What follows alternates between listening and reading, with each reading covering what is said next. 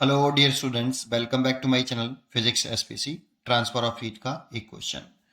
Three rods of same material same, that means thermal conductivity same area cross section but at different length 10, 20 and 30 centimeter are connected at a point S on. What is the temperature of junction O?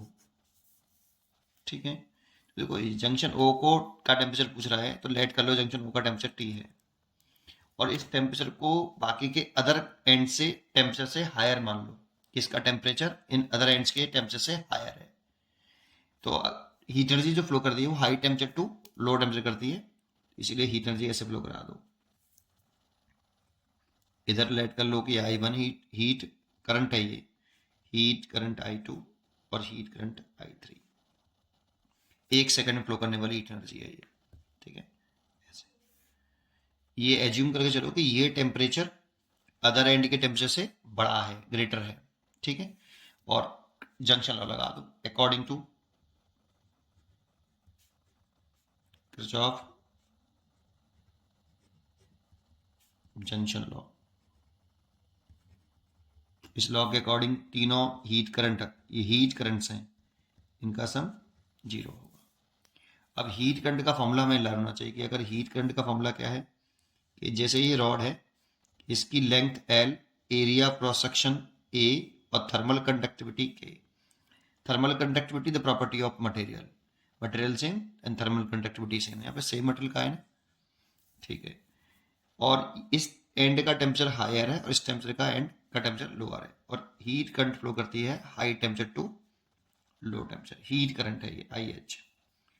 तो IH that means dQ by dt, rate of heat flow of heat energy, rate of flow of heat energy equal to thermal conductivity area cross section TH minus TL over length. इसको ऐसे भी लिख सकते हैं, एक तो ये formula लिख सकते हो आप जूल पर सेकेंड, या इस हीट करंट को आप ऐसे भी लिख सकते हो TH minus TL temperature difference L upon KA। भाई L upon K is thermal resistance, TH minus TL over thermal resistance. तो जो थर्मल रेजिस्टेंस होता है इसका फॉर्मूला होता है L अपॉन KA। ये थर्मल रेजिस्टेंस होता है। ये इतनी जानकारी होनी चाहिए आपके पास। चलिए करते हैं I1, इसको माना है तो ये वाला लगा रहा हूँ बेटा मैं, ये वाला I is equal to TH upon TL over thermal resistance. तो क्या लिखें, T माइनस के 10 ओवर लेंथ है 10 centimetre K into A।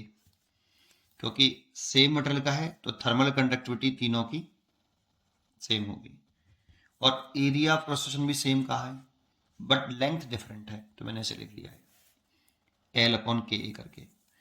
Plus इसे लिखें तो T माइनस के 20 over 20 over KA plus T minus के 30 degree Celsius, T minus 30 degree Celsius divide by 30 upon KA is equal to 0।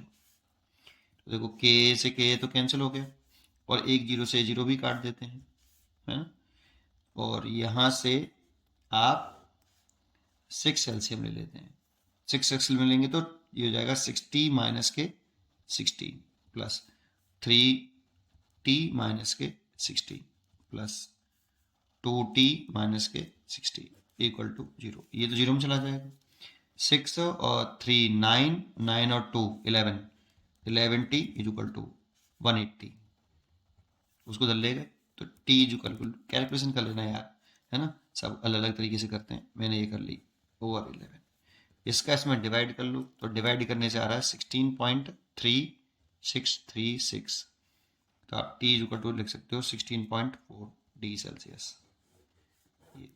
इसका आंसर हो गया बी चॉइस इज करेक्ट। पढ़ते रहिए और खुश रहिए। Thank you.